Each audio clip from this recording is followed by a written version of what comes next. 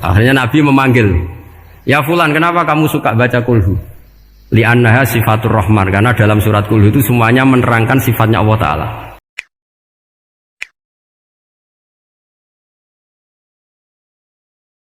Terus niki kalau terangkan ya. Tentu masyhur sekali ya di antara yang difahami semua ulama bahwa Quran itu bisa mensyafaati ya. Masyhur sekali bahwa Quran itu bisa apa? Mensyafaati.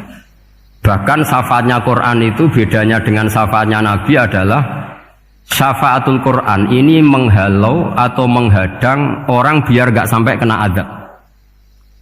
Tapi kalau syafaatnya selain Quran itu yang sudah kena azab diambil dari azab itu.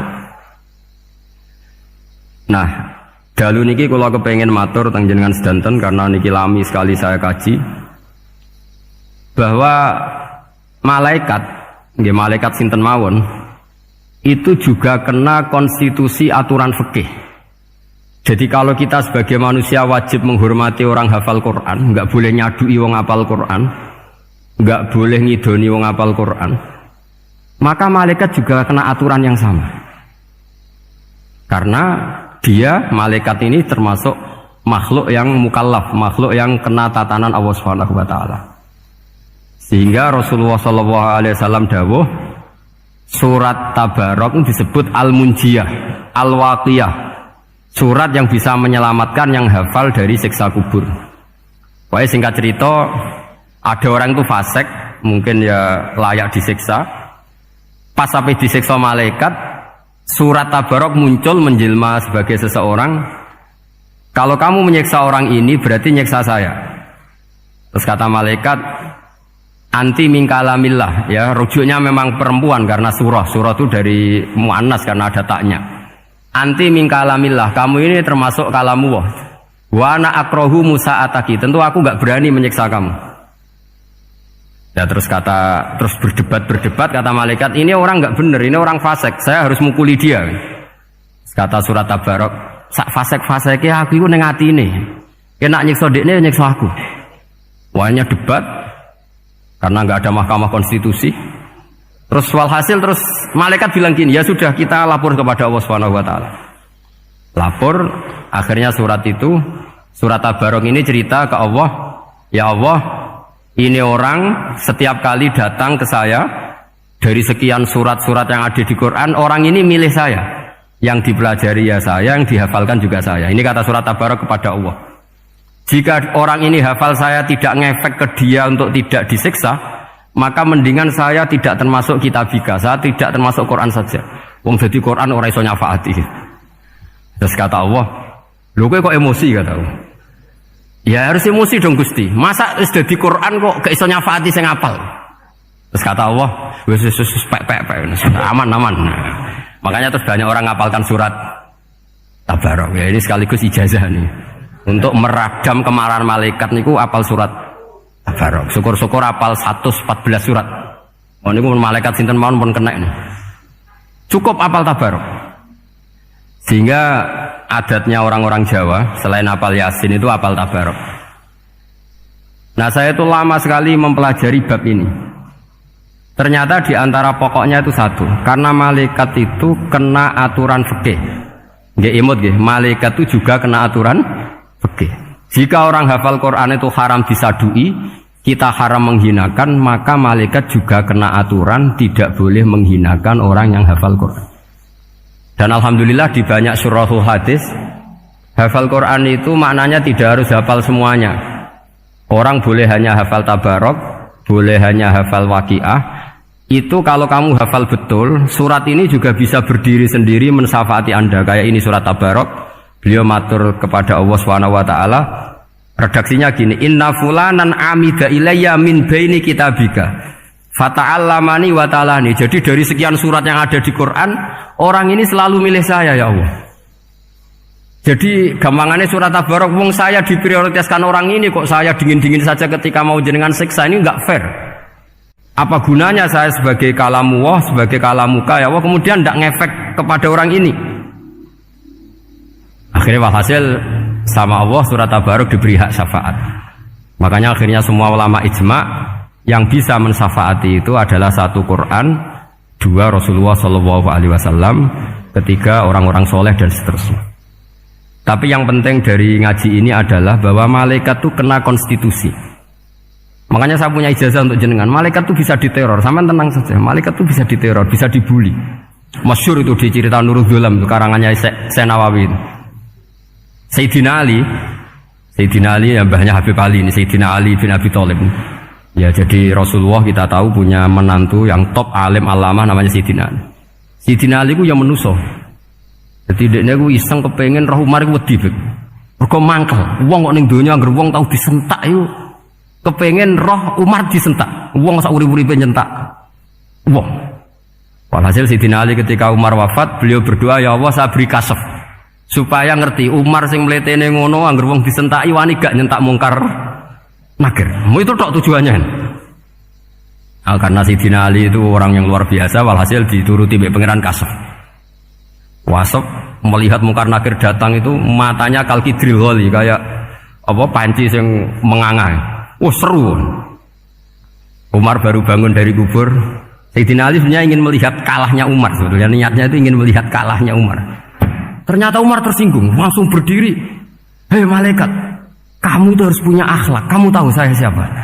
Saya ini temannya kekasihnya Allah. Yang diandalkan temannya, bukan dia. Jadi bolehlah neror malaikat itu boleh. Kamu tahu saya ini siapa? Saya ini temannya kekasihnya Tuhan, kekasihnya Allah. Ya ke sopo, kancane Nabi Muhammad. Itu panik mungkar nakir. Panik terus matur Allah, ya Allah ini ada orang yang saya teror malah saya diteror. Siapa dia? Umar, temannya kekasihmu. Kata Allah, yo kowe yo sing di akhlak sithik, mosok ambek kancane Nabi gitu. Semenjak itu terus sopan, jawab mungkar nakir. Tapi Sayyidina Ali gagal ngelihat Umar kalah. Padahal cita-citanya kepira Umar itu sekali-kali kalah. Jadi ada sekian cara untuk apa kalau dibahasakan untuk meredam malaikat. Masyhur ada ulama alim alama pekerjaannya mengajar tauhid. Ngajar tauhid lah, mungkin tauhid primbon sampai tauhid apa. Ketika meninggal sama malaikat masih ditanya marbuka, manabuka dan seterusnya. Imam Malik datang, hei malaikat, ini guru tauhid, saurip-uripe mulang tauhid, kowe ora tau mulang kok takok sing tukang mulang. Sing sopan. Ya sudah enggak usah tanya. Jadi cerita seperti ini mungkin orang lain boleh nggak percaya, tapi itu mudawwan, dibukukan di beberapa kitab, dan saya percaya itu karena secara umum kaidahnya adalah ala inna auliya Allahi la khaufun alaihim wa lahum yahzan. Tetap lahumul busyra fil hayatid dunya fil akhirah. Hanya kalau wali itu ngalami ketakutan ketemu mungkar nakir, berarti dia tidak punya busyra fil akhirah. Padahal para wali ini dijamin punya busyra, mendapatkan gembira di dunia, juga mendapatkan gembira di akhirat. Artinya kalau para wali ngalami ditanya mungkar nakir, terus takut, apa mana bayangno kepuyah-puyah, wah itu lahumul busyra. Jadi makanya zaman nanti kalau ditanya mungkar nakir, marbuka, saya guru tauhid, ngajar di Qudsiyah kelas 6. Harus jelas. Saya kalau ditanya juga gitu, saya guru Minhajul Abidin, ngajar di Habib Ali, Minhajul Thalibin, harus jelas. Kalau Pak Najib lebih gampang, ketua menoro, lebih gampang lagi. Enggak apa-apa. Kalau karena malaikat itu ternyata mukallaf itu kena aturan hukum, nggak boleh dia selonang-selonong. Kena aturan hukum. Makanya fa inna Allah ta'ala la yu'adzibu qalban wa al-Qur'an. Allah tidak akan menyiksa hati yang ada di Quran. Kalau orang hafal Quran sampai mati, artinya dia membawa Quran. Dan artinya apa? Malaikat kena aturan tidak boleh melecehkan orang yang membawa Al-Quran. Sehingga surat Tabarak gak terima. Ini orang ini hafal saya. Kalau kamu mukulin dia, kena saya. Tapi ini orang fasik. Tapi saya di situ. Kalau mukulin dia, kena saya. Akhirnya kompromi terus konsultasi bi Allah. Akhirnya dibenarkan surat Tabarak. Ya, terus ini sudah clear ya, lolos ya, mungkar nakir lolos. Baru kayak surat apa? Tabarak. Mungkin buatan dites malih, nak dites malih ndredeg keliru ribet. Tapi saya percaya itu ya. Saya tidak bisa membayangkan ya. Ketika Quran disifati Rasulullah SAW bahwa Quran itu syafa', memberi syafaat, kemudian itu tidak ngefek. Saya itu keberatan sekali. Begitu juga apalagi ya, misalnya Rasulullah disifati akrobin nas, ahabbin nas ilallah kemudian tidak ngefek bisa memberi syafaat, itu tidak fair. Pasti orang-orang dekatnya Allah ini bisa memberi apa? Syafaat. Karena status kedekatannya Rasulullah SAW diantaranya adalah hak memberi apa? Syafaat. Karena malaikat yang semuanya itu kena konstitusi. Saya punya kitab syarahnya Bukhari banyak, saya punya itu diantaranya riwayat dari Ahlul Bait dari Sayyid Ali Zainal Abidin Anil Husain an abihi an Rasulillah sallallahu alaihi wasallam. Itu riwayatnya adalah ketika nanti di mahsyar itu ya tidak usah kamu bayangkan ya, karena ini bila kaifin walan hisorin, itu Nabi diantara Jibril dan Allah. Kemudian tentu yang akan masuk surga itu orang-orang yang sudah jelas surganya, kayak para nabi, para wali, para habaib, para orang-orang pilihan, itu jelas surganya. Tapi apa yang terjadi? Allah itu, ya tentu Allah zat yang maha tahu, sudah sangat tahu. Itu Nabi usulnya itu hanya satu, Ay Rabbi. Saya masih hafal teksnya, memang tak hafalkan karena ini tak mau tak pakai senjata untuk ketemu para malaikat. Bukan ya Rabbi, kalimatnya Ay Rabbi. Ay Rabbi ibaduka abaduka fi atrofil ardi. Lho Gusti, yang nyembah jenengan bukan hanya orang Kudus tok, bukan orang Menara tok, bukan madrasah-madrasah elit tok, bukan sekolah-sekolah Anggulun tok. Banyak orang yang di tengah hutan juga nyembah jenengan, banyak orang yang kerja di Korea juga nyembah jenengan, banyak orang dengan segala kemiskinannya juga nyembah jenengan. Tidak hanya orang-orang mainstream ini yang nyembah jenengan. Akhirnya Allah ini terus nyari orang-orang yang gak jelas alamatnya, gak jelas statusnya, tapi di hatinya hanya masih nyembah Allah Subhanahu wa ta'ala. Ini termasuk berkah dari rahmatnya Rasulullah sallallahu alaihi wasallam. Jadi nanti yang jelas ya tentu akan dapat surga karena posisinya jelas. Yang enggak jelas diusulkan sama Rasulullah, ay Rabbi ibaduka abaduka fi atrofil ardi. Itu luar biasa. Saya pernah ke Korea itu haru karena di sana ya ada yasinan, ada dibaan. Padahal kerja di negara ateis. Itu kalau mereka sholat, itu nyuri-nyuri waktu makan sholatnya itu di kamar mandi. Ya jangan bayangkan kamar mandinya kayak di sini yang sempit juga. Kamar mandi di kota-kota itu kan mungkin lebih bagus dibanding kamar tidur jenengan. Kayak di hotel-hotel itu kan kalau santri so ngantuk. Saking mewahnya, jadi bisa kadang ada yang tanya, mosok Gus kamar mandi nek gue sholat mau cuili. Iwak kamar mandimu ini kamar mandi.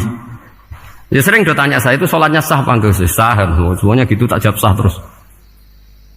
Dan itu yang nanti diusulkan Rasulullah Shallallahu Alaihi Wasallam, ay Rabbi ibaduka abaduka fi atrofil ardi. Di luar orang-orang yang mainstream itu ya Allah, banyak orang yang menyembah jenengan. Saya tuh pernah nangis ketika di Bandara Jakarta ketemu orang wireng, serai melarat, jelas melarat, wireng. Ini aku ketemu saya cium tangan.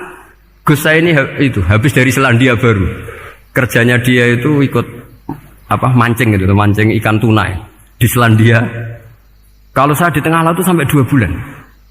Hiburan saya itu hanya ngaji jenengan lewat YouTube. Coba orang di tengah laut ngaji. Wah, itu seneng pojok bumi. Jadi ini umat Rasulullah Shallallahu Alaihi Wasallam. Makanya kalau suwon jenengan yakin saja terhadap syafaatnya Quran, karena semua malaikat itu kena aturan. Di antara aturannya adalah tidak boleh menyiksa orang yang di hatinya ada Al-Quran. Fa innallaha ta'ala la yu'adzibu qalban wa al-Qur'ana. Karena Allah tidak akan menyiksa hati yang ada di Quran, yang ada Qurannya. Sehingga memiliki jelas gini riwayat saking Ibnu Katsir. Semoga kula percaya, apalagi ini didhawuhkan Rasulullah sallallahu alaihi wasallam bahwa surat Tabarok adalah disebut munjiyah, penyelamat, juga disebut waqiyah, penjaga. Lalu biasanya orang-orang yang nggak percaya syafaat itu pertanyaannya adalah, kan manusia itu wa alaisa lil insani ila masa'a, manusia itu hanya bisa membawa bekal apa yang pernah dilakukan. Itu dijawab oleh ulama-ulama kita ahli sunnah wal jamaah. Entah perlu ditambahi anahdia apa enggak tahu saya. Saya ini kata orang banyak termasuk pengurus PBNU, tapi saya itu tetap nggak pati srek. Kalau ahli sunnah saja, tidak usah ditambahi an-nahdiyah. Karena nanti malah tidak global ini, ahli sunnah kok lokal ini jadi ribet. Ya tapi kalau kita di Indonesia ya ditambahi an-nahdiyah tidak apa-apa. Karena mau tidak mau memang apa ya, dalam hal ikramus sahabah mungkin kita dengan Wahabi itu sama-sama ikramus sahabah. Tapi dalam hal percaya wasilah kita ini ada miripnya dengan Syiah, karena Syiah percaya wasilah, NU percaya wasilah. Tapi dalam bab ikramu kulli sahabah beda kita dengan Syiah. Fa innas Syiin itu ada sahabat yang dihormati, ada yang enggak. Akhirnya terus kita karena itu terus bikin ahli sunnah Ahmadiyah, karena Wahabi itu ya ahli sunnah tapi enggak percaya apa? Wasilah. Ya katanya gitu, kata para pakar-pakar. Saya sendiri hanya nirukan, saya tidak punya kepentingan untuk menganalisis itu. Karena pertanyaan di kuburan itu ya gampang, nanti marbuka, manabiuka itu gampang lah. Tapi ada KNU juga, ada nanti Gus pertanyaannya, wama jamiyatuka. Waduh ribet itu, lama-lama wama hizbuka, partai kamu apa? Ribet kan kalau semua orang kreasi nambahin, malah ribet kan. Tapi lewat ngaji ini saya pastikan bahwa surat Tabarok itu luar biasa. Terus saya teruskan. Wa qad rawat Tabrani wal Hafidz Adhiya al-Muqaddasi min tariqi Salam bin Sadrusih qala Rasulullah sallallahu alaihi wasallam suratun fil Qur'ani khosomat an sahibiha hatta adkhalathul jannah. Jadi ada surat di Quran yang mati-matian membela yang hafal sampai surat itu memasukkan orang itu ke surga, yaitu Tabarakalladzi biyadihil mulk. Ini yang Ani bin Abbas yang qala daraba ba'du ashabin Nabi sallallahu alaihi wasallam khiba'ahu ala qabrin wa wala yahsibu annahu qabrun. Fa idzan qabru insanin yaqra'u suratal mulki hatta khatamaha. Fa atan Nabiyya sallallahu alaihi wasallam faqala hiyal mani'ah hiyal munjiyah tunjihi min adzabil qabri. Jadi ada sahabatnya Nabi karena kemalaman dia bikin tenda di kuburan. Dia agak ngira kalau itu kuburan. Ternyata di situ ada orang Sohibul Qabri ini baca surat Tabarok. Baca surat Tabarok. Kemudian peristiwa itu dilaporkan ke Rasulullah. Jawabnya Nabi apa? Memang surat Tabarok itu al-mani'ah, yang bisa menghalau atau menolak azab. Terus hiyal munjiyah, memang surat Tabarok itu menyelamatkan tunjihi min adzabil qabri, akan menyelamatkan orang itu dari siksa kubur. Ikut ke sekolah. Wa qala Tabrani haddatsana Muhammad bin Hasan. Terus qala Rasulullah sallallahu alaihi wasallam lawadittu annaha fi qalbi kulli insani min ummati. Karena keramatnya surat Tabarok seperti itu, kata Nabi lawadittu pakai lam taukid. Yakti seneng ingsun annaha di surah yaitu Tabarok fi qalbi kulli insani min ummati. Karena keramatnya surat Tabarok seperti itu, saya suka kalau semua umat saya itu hafal itu.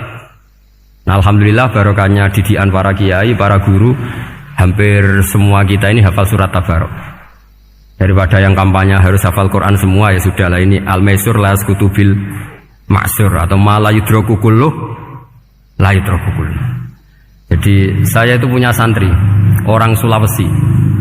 Itu dulu guru gitar. Santri di Jogja, dia dulu sekolah kesenian di Jogja terus jadi guru gitar. Saya ini kan kiai fikih. Saya mazhabnya sama dengan Pak Najib, termasuk ngaramkan gitar saya ini. Mau tak haramkan kok ora gelem ngaji malah ribet, tak halal ngomong gitar kok tak halal. Semeneng ae. Semeneng ae. Saya niru Mbah Mun, nek ono jawabane semeneng gak. Ya takok kadang, Gus, main gitar hukumnya piye? Kurang pegawean tak jawab.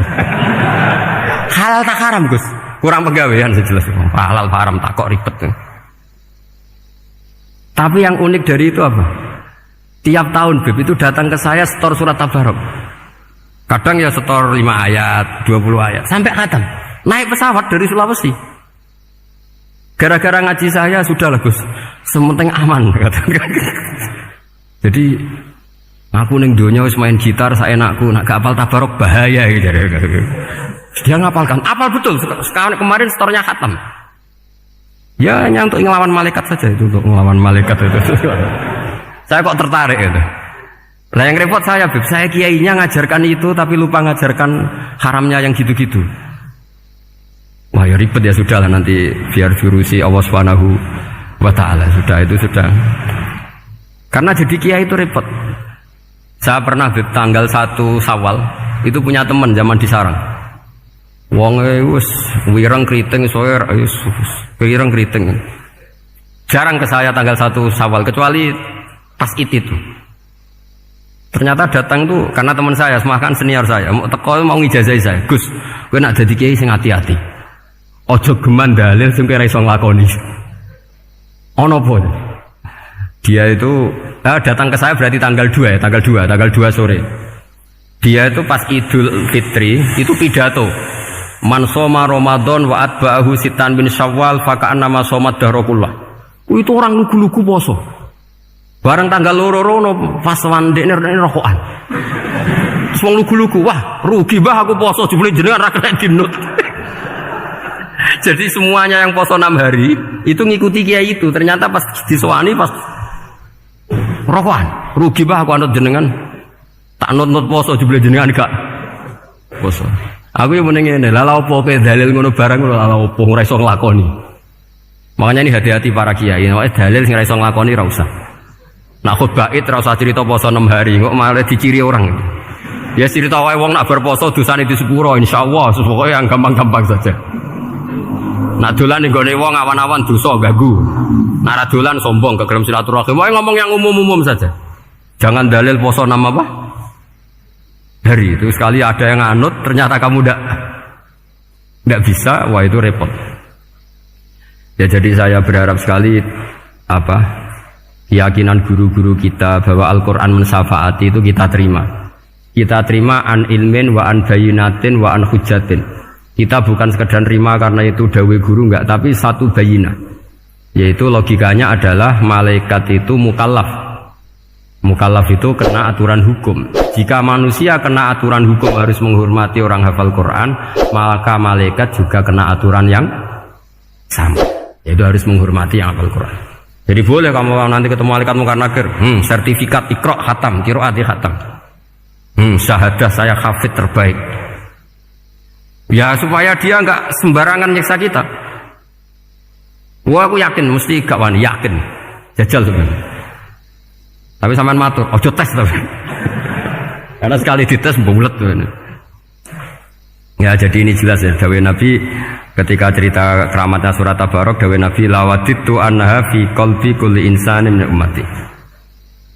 Wa qad rawa hadzal hadits Abd bin Humaid fi musnadihi bi absato min hadza. Faqala ada yang cerita lebih detail di riwayat itu fa innaha al-munjiyah wal mujadilah tujadilu autokhasimu yaumal qiyamah inda rabbiha liqairiha.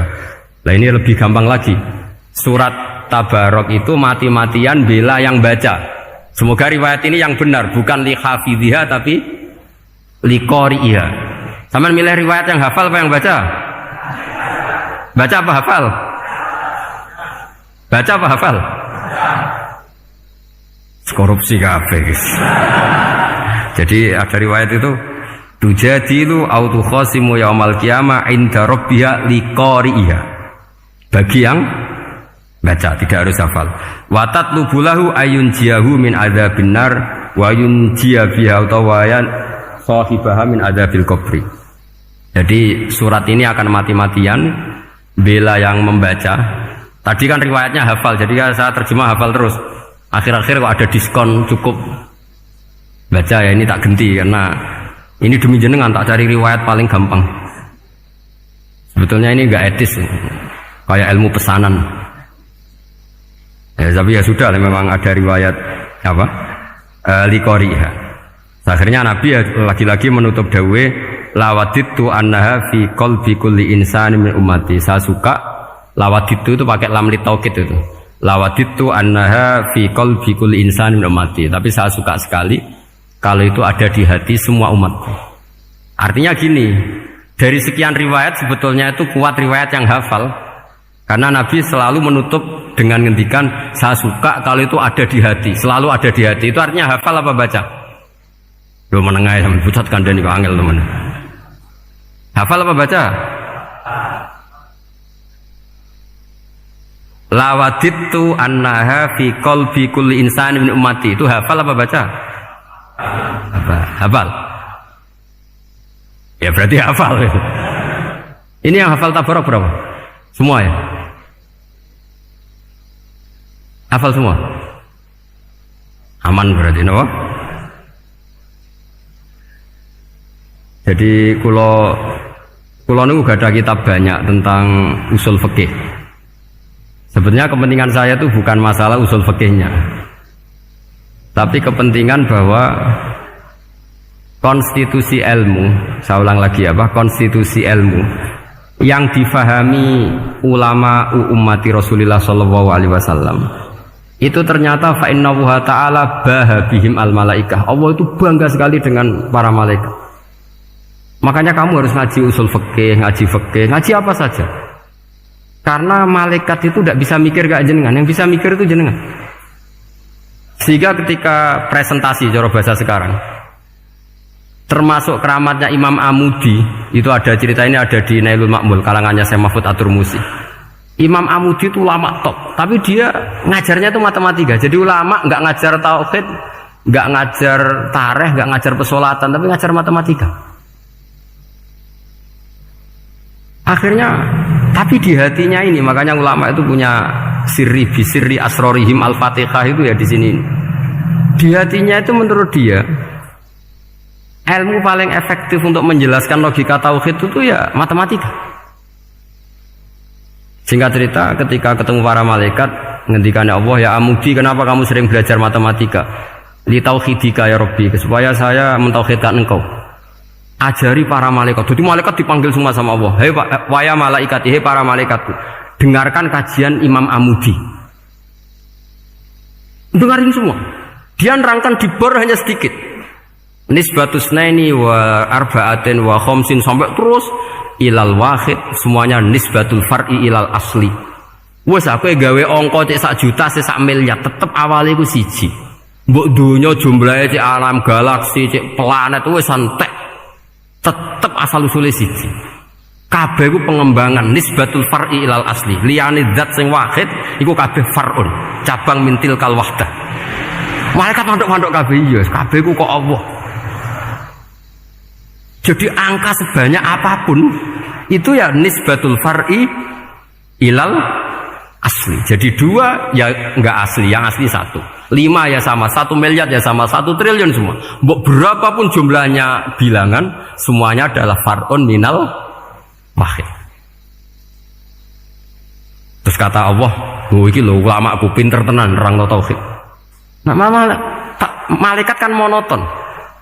Pokoknya wiridan sudah gitu dok. Akhirnya padahal malaikat ini pernah nggak terima ketika ulama itu masuk surga duluan, karena kan wiridan ini lama malaikat. Tapi ternyata apa? Kata Allah, kowe wiridan terus wajar gak di nafsu. Manusa tak kei nafsu jek eling aku. Akal terbaiknya dipakai untuk saya, kata Allah, yaitu untuk litauhidi, untuk mentauhidkan saya. Itu Imam siapa? Amudi. Jadi dia. Terus saya punya kitab, pernah ngaji sama Mbah Mun, namanya kitab Al-Husunul Hamidiyah. Itu ada ulama, itu ahli gambar. Gambar ya gambar. Kitabnya itu bergambar. Yo kadang gambar wet, kadang gambar wedhus, pokoknya kitabnya gambar. Tapi wong keramat. Dulu kitab gambar tapi hawane hawa tauhid. Nah sampean kan enggak ngarang kitab primbon. Donga mahabbah. Yang dia ini Dewi Joko tuwa kok ngijazahi mahabbah. Lucu kan. Ono kiai fakir jal ijazah jal berizki yang ngijazahi udah dekne dhewe. Fakir. Lha sing repot meneh. Wong dekne dhewe ra cerdas ngijazahi ilmu laduni. Ribet, Mas. Wong dekne dhewe ra cerdas ngijazahi ilmu napa? Ternyata di akhir kitab itu dijelaskan gini. Fa inna hadhihi suwara, semua gambar ini awaluha min nuqtah wahidah. Awalnya adalah dari 1 titik. Jadi famadarul wujud adalah an-nuqtah, 1 titik. Nuqtatul wujud yaitu Allah Subhanahu wa taala. Mbok kowe gambar seruwet apapun. Wis aku gambar benang paling ruwet sing ra iso diurai. Awalnya 1 titik apa 2 titik? 1 titik. Makanya masyhur dalam dawuh para ulama, Quran dikumpulkan di surat Fatihah. Surat Fatihah dikumpulkan di Bismillah. Bismillah dikumpulkan di titiknya ba. Nah titik ba ini disebut bi kana makana wa bi yakunu mayakun. Karena lewat titik bi ini, karena saya yang ada menjadi ada, dan karena saya yang mau ada akan menjadi ada. Makanya semuanya itu kembali ke 1 titik, nuqtatul wujud. Kayak apa ulama dulu. Jadi mau bismillah itu gak main-main kan. Bismillah itu eling baik. Baik ini nuktatil wujud, bahwa kita benar-benar bertauhid. Mbok kayak apa bulatnya gambar, mbok kayak apa ruwetnya, tetap dimulai dari satu titik. Mbok kayak apa jumlah angka-angka itu, dimulai angka 1. Nah, sampean saya harapkan nanti kalau ketemu Allah itu Allah bangga dengan sampean kon mulang tauhid ning malaikat. Orang ning TPQ kon mulang malaikat. Itu cita-cita terbesar saya, kepengen mulang malaikat. Mulang sampean wis bosen yakin, sesuatu kalau pengen. Oh keren, mulang. Maksudnya aja malaikat kok Jibril, Mikail itu malaikat elit. Sing awam-awam ya sing mboten. Kalau malaikat ini papan atas niku mun alim banget. Saya kenapa ngomong demikian? Saya ini punya tafsir namanya tafsir Al-Qurtubi. Itu Imam Qurtubi termasuk tak anggap mufassir hebat. Beliau ketika ngendikan wa idz qala rabbuka lil malaikati, terus walhasil malaikat itu terus protes ataj'alu fiha may yufsidu fiha wa yasfikud dima. Itu kan ada pertanyaan di tafsir itu. Bagaimana mungkin malaikat itu protes kepada Allah, padahal malaikat itu terkenal loyal sama Allah, nggak pernah intervensi, nggak pernah gugat. Kenapa ini kok ada cerita malaikat kok gugat atas alu? Jadi Imam Qurtubi, hum awamul malaikah, itu awamnya malaikat, bukan yang kayak Jibril, Mikail. Itu malaikat-malaikat yang nggak ada namanya, awam. Jadi jangan bayangkan yang protes itu kayak malaikat Jibril. Jadi harus dibedakan. Nah saya ya tentu kalau ngajar malaikat ya milih yang ini, yang nggak jelas namanya ini sudah. Kalau Jibril ya nggak mungkin diulang dong, sing nggawa wahyu. Apa alam Quran itu sepiro? Aku sing nggawa Quran ribet kan malah. Lah nek Israil mbok ulang tersinggung dipletet lah semuntas malah ribet. Mikael mbok ulang tersinggung kira di donasi bagian duit dan bagian rezeki ribet. Ya mulang malaikat sing awam. Saya itu termasuk hilang iskal saya, janggal saya karena tafsir Qurtubi. Dulu saya itu iskal. Mau malaikat kok ngevaluasi kebijakan Allah itu artinya kan gini. Ya Allah, engkau mengangkat Adam sebagai khalifah.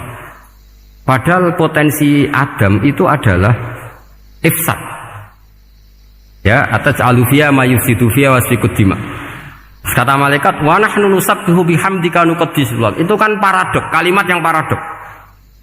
Paradoknya begini, ya Allah tolong evaluasi engkau ngangkat Adam sebagai khalifah. Potensi Adam adalah merusak bumi. Wa nahnu nusabbihu bihamdik, kita ini selalu mensucikan engkau. Loh, itu kan paradok. Kalau mereka mensucikan Allah, artinya mensucikan juga min ihtimalil khata'. Mensucikan bahwa Allah itu tidak mungkin salah. Lah ini bilang mensucikan kok. Saya mensucikan engkau Gusti, tapi kok dalam hal ini kok kayak jenengan itu salah gitu. Wong karwan Adam kok mbok angkat. Makanya Allah duka. Wong kowe ku jare maca tasbih kok ngevaluasi. Ya kan maknanya mentasbihkan Allah apa? Mensucikan dari semua kesalahan, kekurangan. Nah, ini bilang baca tasbih kok nganggep Allah itu perlu dievaluasi kebijakannya. Tolong pikir ulang Gusti. Mungkin jenengan kurang detail kan kayak gitu. Akhirnya Allah tersinggung. Masyhur itu di tafsir-tafsir. Meskipun tafsir itu sebagian Israiliyat, yang keterusan itu rodok Israiliyat, tapi cara kula rodok setuju, Israiliyat yang rodok gitu. Itu kan masyhur itu. Akhirnya, lah apa alasannya Adam kok salah? Bani Adam tentu akhirnya Adam ini kemudian terganti ke Bani Adam. Dan itu jadi perdebatan ahli tafsir. Apakah dhamir itu harus kembali ke asal? Apa boleh ke pengembangannya? Misalnya Adam itu kan di situ disebut ataj'alu fiha may yufsidu fiha wa yasfikud dima. Padahal Adam yang nabi ini enggak pernah yusfikud dima. Enggak pernah yufsid fil ardi, juga enggak pernah wa yasfikud dima. Ya, saya ulang lagi, Adam yang nabi itu kan enggak pernah ngalami ataj'alu fiha may yufsidu fiha wa yasfikud dima. Berarti Adam ini nanti yang nakal, yang sampai senang berteman darah itu Adamnya apa anaknya? Anaknya kan? Itu jadi perdebatan ahli tafsir. Walhasil singkat cerita, malaikat ini tidak salah. Nyatanya kita tahu kan perang di Irak, di Syria, perang zaman Belanda, Bani Adam itu senang safkud dima. Tapi ternyata malaikat ini ditegur sama Allah. Biar manusia itu salah itu di nafsu. Gue bener mergo ora takei nafsu. Masyhur terus dicerita Israiliyat itu ada malaikat, dia jajal Gusti. Juajal tenan dikai nafsu, medun ketemu wong adus langsung merkosa. Gaweanan sih, ora kenalan sih. Terus dari Allah, wah lumayan menuso, ana mukadimah ya awur-awuran ae. Walhasil terus malaikatnya api terbang nggak bisa. Ini kata cerita Israiliyat, kamu harus menentang cerita ini. Tapi saya setuju. Singkat cerita, pertanyaannya adalah, mungkinkah malaikat melakukan kesalahan? Padahal termasuk salah adalah protes kepada Allah Subhanahu wa ta'ala. Dijawab oleh Imam Qurtubi, hum awamul malaikah. Itu awamul malaikah. Jadi kita harus membedakan malaikat yang papan atas, yang ashos. Kalau dalam tafsir modern disebut malaikat sing ashos, kayak Jibril, Mikail. Ada malaikat awam.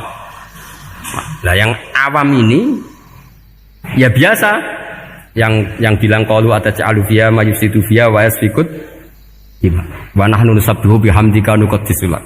Itu kan paradok. Paradoknya, ya Allah, engkau mengangkat Adam jadi khalifah itu kayaknya salah.